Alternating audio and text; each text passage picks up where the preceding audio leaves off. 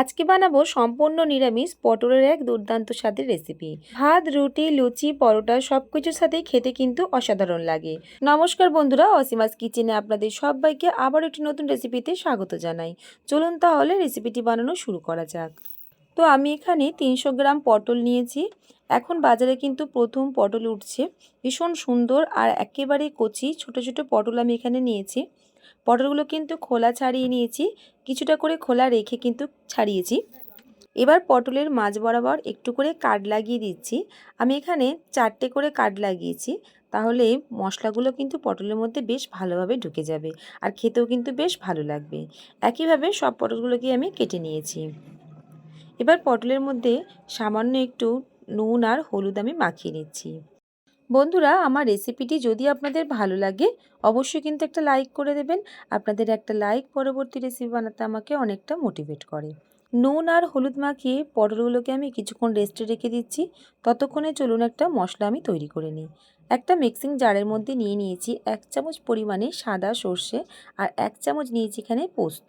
একবার শুকনোভাবে গ্রাইন্ডারে আমি গ্রেট করে নিয়েছি। এবার এর মধ্যে দিয়ে দিচ্ছি আমি কয়েক টুকরো নারকেল। এই নারকেলের টুকরোটা দিলে কিন্তু এই পটলের রেসিপিটার স্বাদ কিন্তু দুর্দান্ত হয়। আর দিয়ে দিয়েছি 4খানা কাঁচা লঙ্কা। ঝালের পরিমাণটা আপনারা আপনাদের স্বাদ অনুযায়ী দিয়ে দেবেন। অল্প জল দিয়ে দিয়েছি, এবার মিহি করে পেস্ট করে নিতে হবে। মশলা কিন্তু এখানে একেবারেই পেস্ট করা হয়ে গেছে। এবার একটা বাটির মধ্যে আমি সমস্ত মশলা ঢেলে নিয়েছি। আরও কয়েকটা মশলা কিন্তু এখানে লাগবে, তবে আমি রান্না করবার সময় সেগুলোকে দেখিয়ে দিচ্ছি। কড়াই গ্যাসের ওভেনে বসিয়ে দিয়েছি, পরিমাণ মতন সাদা তেল নিয়ে নিয়েছি। এবার আমি পটলগুলোকে এই তেলের মধ্যে দিয়ে ভালো করে নাড়াচাড়া করে লাল লাল করে ভেজে নিচ্ছি। পটল এখানে কিন্তু একেবারেই লাল লাল করে ভাজা হয়ে গেছে। পটলগুলোকে আমি তুলে একটা অন্য পাত্রের মধ্যে রেখে দিচ্ছি। আর এখানে তেলের পরিমাণটা একটু বেশি থাকায় তেলটা কিন্তু অর্ধেকটা আমি তুলেও নিয়েছি। এবার এর মধ্যে ফোড়নে দিয়ে দিচ্ছি সামান্য একটু কালো জিরে, 2টো শুকনো লঙ্কা আর একটা তেজপাতা। একটু নাড়াচাড়া করে নিয়েছি। দিয়ে দিচ্ছি এখানে আমি 2টো মিডিয়াম সাইজের টমেটো। টমেটোগুলোকে একটু কুচি করে নিয়েছিলাম। সামান্য একটু লবণ দিয়ে দেবো, তাহলে টমেটোটা কিন্তু বেশ ভালোভাবে তাড়াতাড়ি নরম হয়ে আসবে। টমেটো থেকে যখন দেখবেন ভালোভাবে তেল রিলিজ করে গেছে, এবার একে একে আমি গুঁড়ো মশলাগুলো দিয়ে দিচ্ছি। দিয়ে দিচ্ছি 1/2 চামচ জিরে গুঁড়ো, 1/2 চামচ ধনে গুঁড়ো, সামান্য একটুখানি হলুদের গুঁড়ো আর 1 চামচ মতন দিয়েছি এখানে আমি কাশ্মীরি লাল লঙ্কা। সব কিছু নাড়াচাড়া করে একটু কষিয়ে নিচ্ছি। আর মশলা থেকে দেখুন বেশ ভালোভাবে কিন্তু তেল ছেড়ে এসছে। এই সময় এবার দিয়ে দিচ্ছি আগে থেকে যেই মশলাটা আমি পেস্ট করেছিলাম, সেটা কিন্তু এখানে এবার দিয়ে দিতে হবে। আর সেই বাটিটাকে ধুয়ে অল্প পরিমাণে একটু জলও দিয়ে দিয়েছি।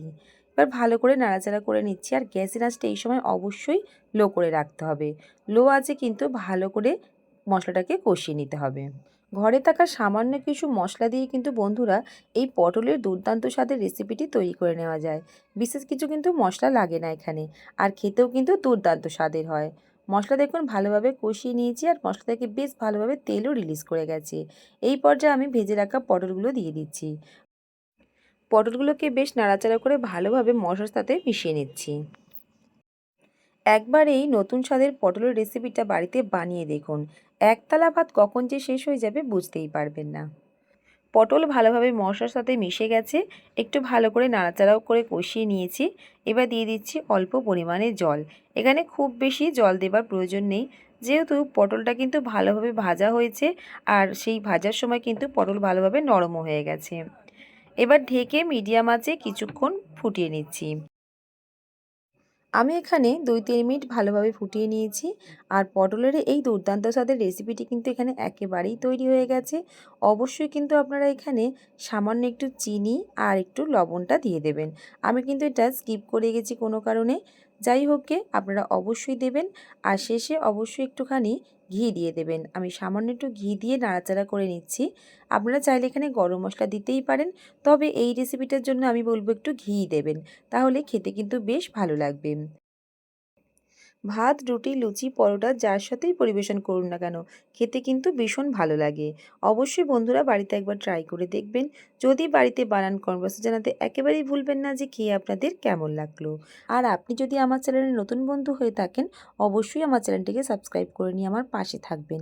আর যদি এই ভিডিওটি আমার ফেসবুক পেজ থেকে দেখে থাকেন, পেজটিকে অবশ্যই ফলো করে নেবেন। আজকের মতন তাহলে আসি, আবারও দেখা হচ্ছে অন্য কোনো রেসিপির সাথে। ভালো থাকবেন, সুস্থ থাকবেন।